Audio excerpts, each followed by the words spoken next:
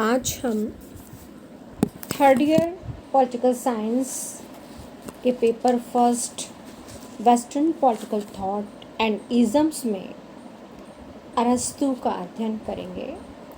और अरस्तू में आज हमारा अध्ययन का टॉपिक होगा अरस्तू का जीवन परिचय। यूनान के दार्शनिकों में सुकरात व प्लेटो के बाद अरस्तू का नाम राजनीतिक चिंतन में अपना महत्व रखता है। अरस्तू को यूनान की अमर गुरु शिष्य परंपरा की तीसरी कड़ी कहा जाता है।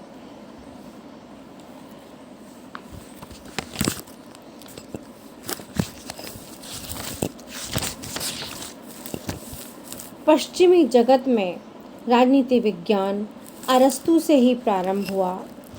यद्यपि अरस्तू के पूर्व प्लेटो ने राजनीति पर विचार किया था, किंतु उसका संपूर्ण ज्ञान कल्पना पर आधारित है।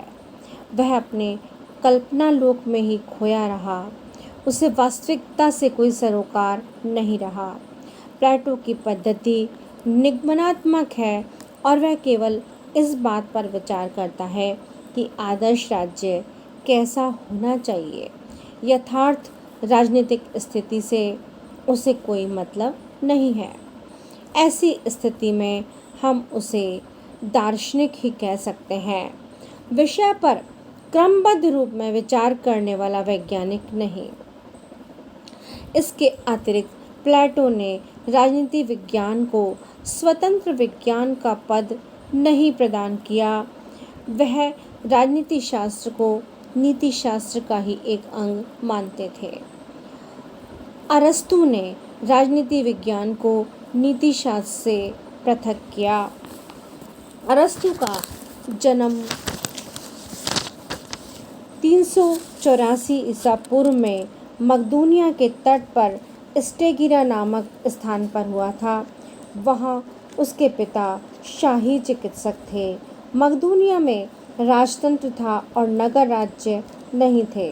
अरस्तू का पालन पोषण संपन्नता और विपुलता के वातावरण में हुआ। 17 वर्ष की आयु में वह प्लेटो से प्रभावित होकर एथेंस गए और उनकी शिक्षण संस्था अकादमी में सम्मिलित हुए और उन्होंने अपने जीवन के 20 वर्ष अर्थात 347 ईसा पूर्व में प्लेटो की मृत्यु तक का समय इस अकादमी में विद्या अध्ययन में व्यतीत किया। प्लेटो अपने शिष्य अरस्तू की योग्यता से बहुत अधिक प्रभावित थे और इसीलिए उसे वह अपनी अकादमी का मस्तिष्क कहा करते थे। प्लेटो की मृत्यु पर 347 ईसा पूर्व में जब उसका उत्तराधिकारी निश्चित करने का समय आया तो विदेशी होने के कारण अरस्तू को यह पद नहीं मिला। प्लेटो की मृत्यु के पश्चात अरस्तू एथेंस छोड़ने के लिए विवश हुए। वह अपने सहपाठी जेनेक्रितोस के साथ लघु एशिया के एसस नामक नगर में चले गए और वहाँ उसने अकादमी की शाखा की स्थापना की। उसे यहाँ निमंत्रित करने वाला अतार्नियस का राजा हर्मीस था। वहाँ अरस्तू के 3 वर्ष बड़े आनंद के साथ बीते और उन्होंने राजनीति विज्ञान, अर्थशास्त्र आदि विषयों के संबंध में व्यवहारिक ज्ञान प्राप्त करने का अवसर प्राप्त हुआ। कुछ समय पश्चात 346 ईसा पूर्व में उसे मैसिडोनिया के राजा फिलिप ने अपने पुत्र सिकंदर के प्रशिक्षण के लिए अपनी राजधानी पेल्ला में आमंत्रित किया। सिकंदर से उसका यह संबंध बहुत लंबे समय तक चला।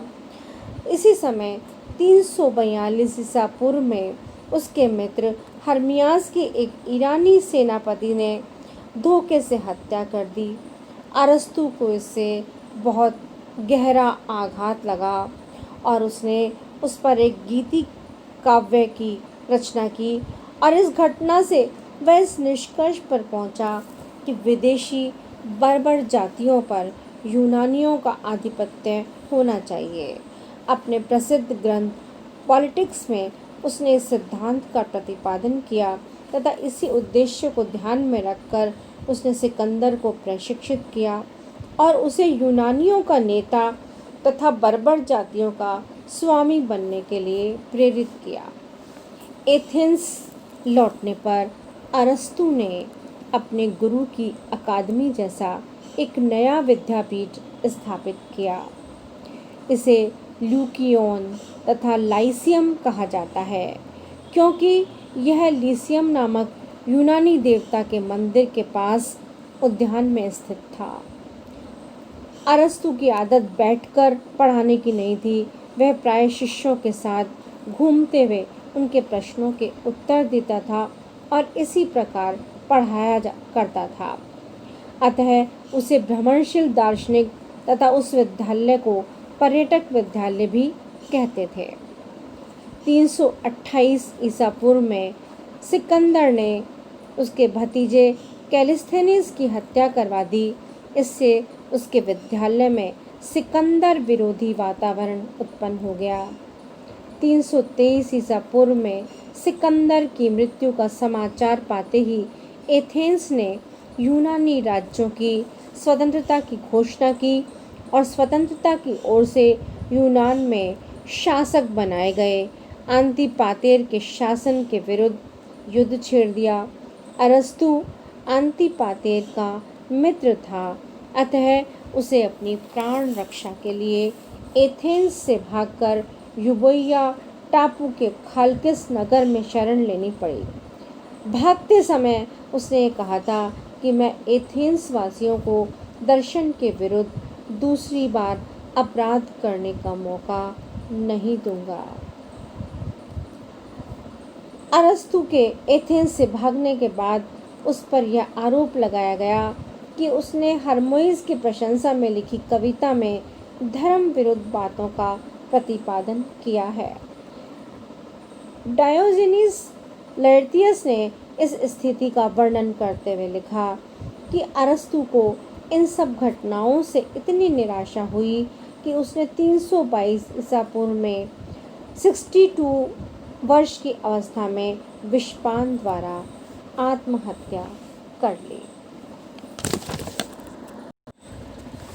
अरस्तु की अध्ययन पद्धति वैज्ञानिक, ऐतिहासिक, विश्लेषणात्मक और आगमनात्मक है।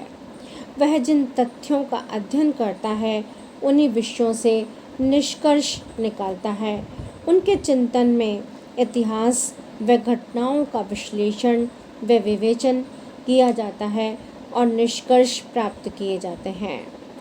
उन्होंने अपने चिंतन में राजनीतिक घटनाक्रम की तुलनात्मक अध्ययन पद्धति को स्वीकार किया है और राजनीति विज्ञान को एक स्वतंत्र व संपूर्ण विज्ञान का रूप प्रदान किया।